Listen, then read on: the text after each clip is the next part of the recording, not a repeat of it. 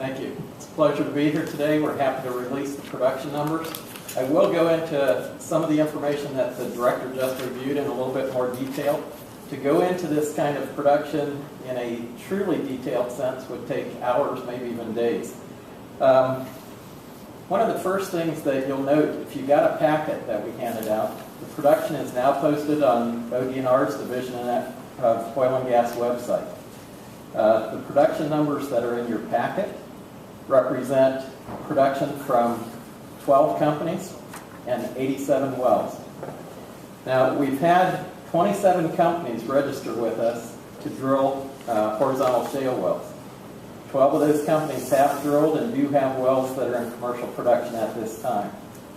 We also have 11 companies that have drilled wells, but they are not yet in commercial production. They may be in the drilling process, they may be in completion, or they may be waiting on the midstream infrastructure to be built so they can produce the wells. So only 4 of the 27 companies that have registered to do horizontal drilling have not yet begun drilling. And of those 4, they've announced to us that they will begin drilling this year.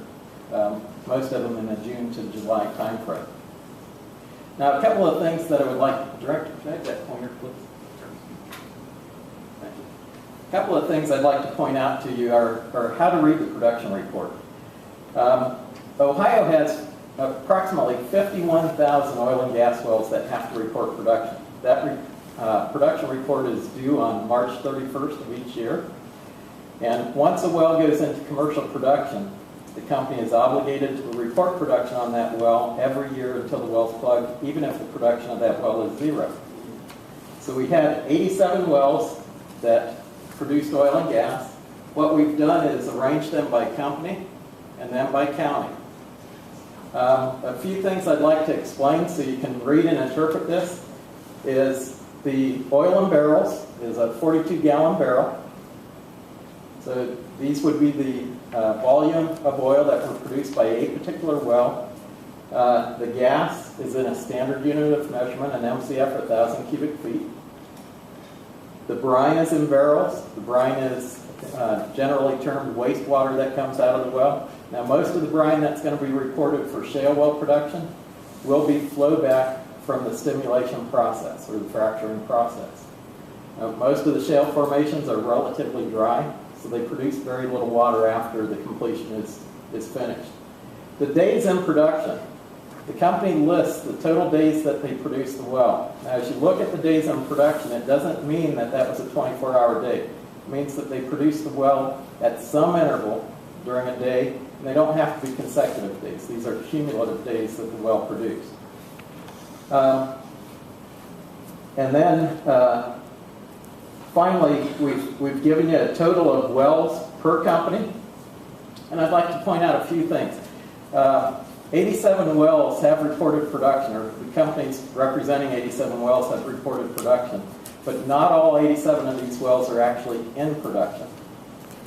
A couple of these wells have reported 0 days of production.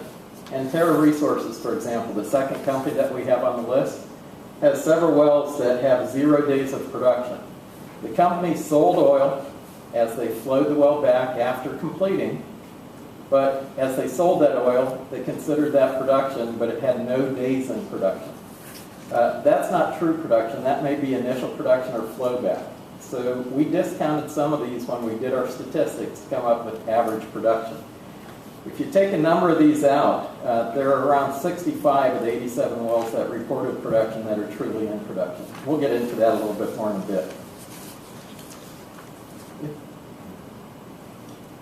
This is a bar graph that represents the 87 wells that did report production. Now, what I'd like to point out with this bar graph are 74 of the 84 wells that reported production, or some 87%, produced oil and gas for less than half a year. So most of the wells reported production less than half a year. So these wells weren't online as heavily as they could have been. Another thing to note would be most of these wells had choked production. In other words, the flow of oil and gas out of the well was restricted, oftentimes through a half-inch restriction. 32 or 37% of the wells cumulatively had less than 1 month of production. So a lot of these wells were online for a very short period of time. 19 of the wells that were listed were tested and shut in without any real production at all.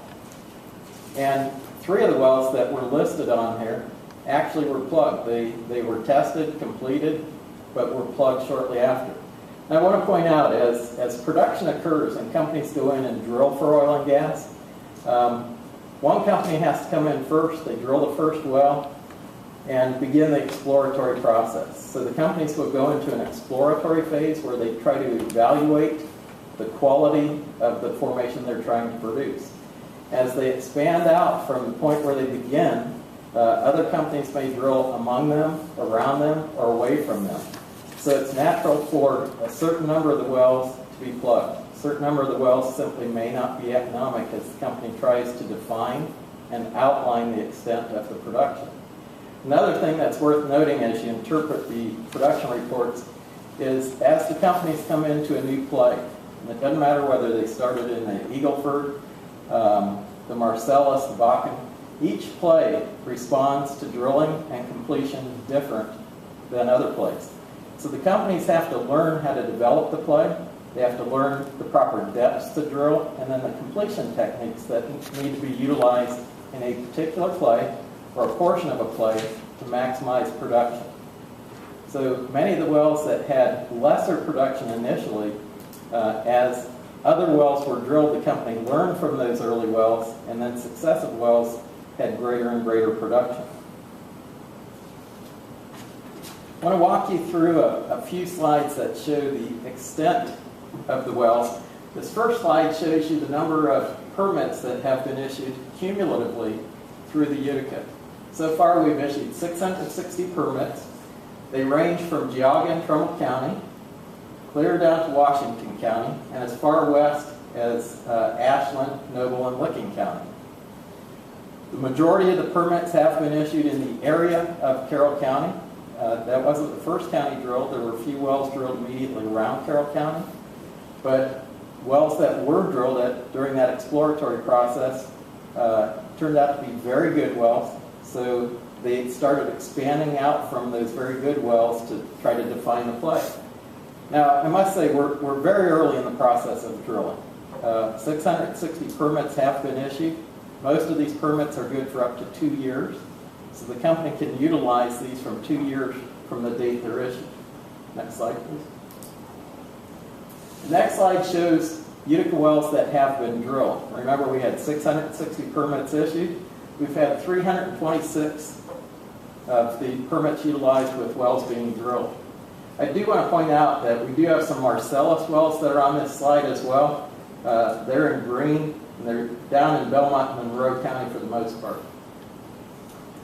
You see a pretty good distribution on the wells that have been drilled. It's not as extensive a distribution as the permits that have been issued.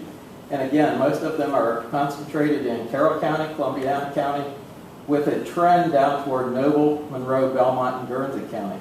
There's also a trend in drilling going northward through Columbiana County into Mahoning County and southern Trumbull County, and that's where a lot of the drilling may occur this year.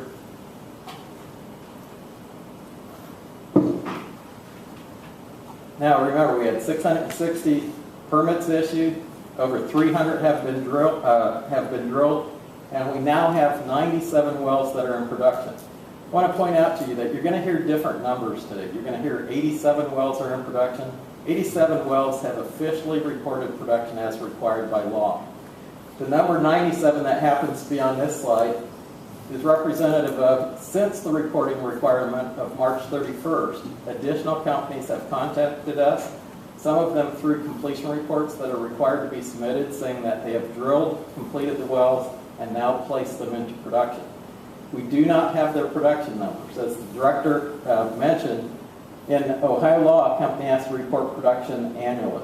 That production is due by everybody March 31st for the preceding year.